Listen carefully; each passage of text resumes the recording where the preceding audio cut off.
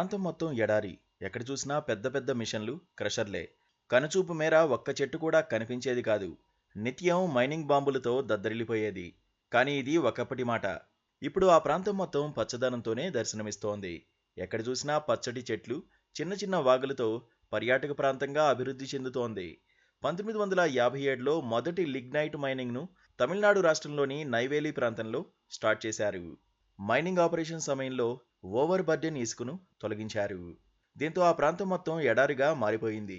ఆ తర్వాత ఈ ప్రాంతం ఎఫ్ఆర్ఎం స్టేషన్గా ఏర్పడింది. అంటే మైనింగ్తో చెల్లాచెదురైన ఈ ప్రాంతాన్ని అటవీకరణ చేసి సుందరంగా తీర్చిదిద్దడం స్టార్ట్ చేశారు. గనుల తవ్వకం తర్వాత తీవ్రంగా దెబ్బతిన్న ఈ ప్రాంతాన్ని ప్రకృతి వనంగా మార్చేందుకు ఎన్ఎల్సి ఇండియా లిమిటెడ్ వారు నిత్యం కృషి చేస్తున్నారు. ఎటు చూసినా పచ్చని చెట్లతో ఎంతో ఆహ్లాదంగా కనిపిస్తున్నటువంటి ఈ వాతావరణంలో 1957లో నెయ్వేలిలో మొదటి లిగ్నైట్ మైనింగ్ చేసినటువంటి ప్రాంతం. 1981 నుంచి ఎఫారెస్టేషన్ అంటే అటవీకరణ చేసి ఎంతో సుందరంగా తీర్చిదిద్దారు. గనుల ద్వారా వాతావరణానికి ఎంతో కొంత నష్టం వాటిల్లుతుంది. అయితే ఆ నష్టాన్ని ఎంతో కొంత తగ్గించడానికి ఎన్ఎల్సి ఇండియా లిమిటెడ్ వారు నిరంతరం కృషి చేస్తూనే ఉన్నారు. పర్యావరణ పరిరక్షణే ధ్యేయంగా ఎన్నో చెట్లను కూడా నాటారు. నెయ్వేలి మైనింగ్ ప్రాంతంలో మొత్తం దాదాపు 2600 హెక్టార్ల ప్రాంతంలో 2188 హెక్టార్లలో దాదాపు 3 కోట్ల వరకు చెట్లు నాటి ఎంతో సుందరంగా తీర్చిదిద్దారు. దాదాపు 100 ఎకరాలలో ఆధునిక శాస్త్రీయ పద్ధతుల ద్వారా హార్టికల్చర్, అగ్రికల్చర్ వివిధ రకాలైనటువంటి చెట్లను నాటి పచ్చదనాన్ని పెంపొందించే విధంగా అడుగులు వేశారు ఎన్ఎల్సి ఇండియా లిమిటెడ్ వారు. ఇలా మన ప్రస్తుతం ఉన్నటువంటి ప్రాంతంలో ఒకవైపు అంతా కూడా డీర్స్ కోసం ఎన్క్లోజర్ ఏర్పాటు చేశారు. మరోవైపు బోట్ హౌస్ని, మరోవైపు ర్యాబిట్స్ కోసం కూడా ప్రత్యేకంగా ఒక ఏరియా ఏర్పాటు చేసి ఎకో పార్క్ని ఏర్పాటు చేసి ఈ ప్రాంతం అంతా కూడా ఎంతో సుందరంగా అఫారెస్టేషన్, రీక్లైమేషన్ అంటే పునరుద్ధరణ కార్యక్రమం ద్వారా ఈ ఏరియా అంతా కూడా గ్రీన్ బెల్ట్ తయారు చేసే విధంగా అడుగులు వేశారు.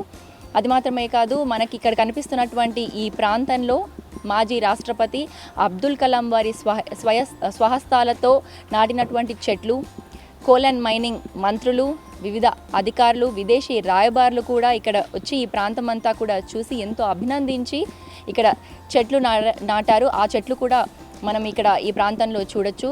ఇలా పచ్చని చెట్లు, అలాగే ఆహ్లాదకరమైన వాతావరణం ద్వారా మన CO2 కార్బన్ డైఆక్సైడ్ ఏదైతే ఉందో అది నియంత్రించడం, తద్వారా గ్లోబల్ వార్మింగ్ దుష్ప్రభావాలను కాస్త తగ్గించే దిశగా అడుగులు వేస్తోంది ఎన్ఎల్సి ఇండియా లిమిటెడ్ వారు. మైనింగ్ సమయంలో లోతైన గుంతలు, ఎత్తైన గుట్టలు ఏర్పడ్డాయి. ప్రస్తుతం వాటిని పూడ్చి సారవంతంగా చేస్తున్నారు. ప్రస్తుతం 2600 హెక్టార్లు తవ్విన ఈ ప్రాంత భూమిలో 2188 హెక్టార్లలో అటవీ నిర్మాణం జరిగింది. ఇప్పటి వరకు సుమారు 3 కోట్ల మొక్కలు నాటిన ఎన్ఎల్సి ఇండియా లిమిటెడ్ పచ్చదనాన్ని పెంపొందిస్తున్నారు. అయితే ఈ నేల సాగుకు అనుకూలం కాదు. నైట్రోజన్, పొటాషియం, ఫాస్ఫరస్ వంటి మూలకాలు లేకపోవడంతో భూమి సారం తగ్గిపోయింది. తద్వారా సాగుకు అనుకూలం కాదు. ఇలాంటి భూముల్లో పంటలు పండించడానికి కొత్త పద్ధతులను వినియోగిస్తోంది ఎన్ఎల్సి ఇండియా లిమిటెడ్. భూసారాన్ని తిరిగి పొందడానికి పలు రకాల పద్ధతులను అవలంబించి వివిధ రకాల పంటలు పండిస్తున్నారు. అంతేకాకుండా వ్యవసాయానికి అనుకూలం కాని ప్రదేశంలో పార్కులు, టౌన్షిప్లు ఏర్పాటు చేశారు.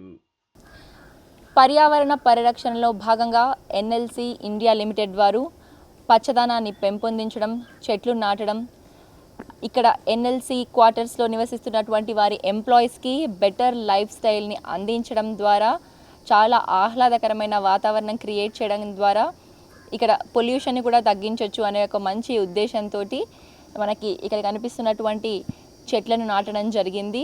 ఇక్కడ అంతా కూడా ఒక అడవిలాగా దట్టమైన చెట్లతో కప్పి ఉన్నటువంటి ఏరియా మనం చూస్తున్నాము. కానీ ఆ చెట్ల మధ్యలో టౌన్షిప్ ఉంది అంటే నమ్మశక్యంగా లేదు. దాదాపు 35 స్క్వేర్ కిలోమీటర్స్ ఏరియాలో ఉంటుంది ఈ టౌన్షిప్ అంతా కూడా.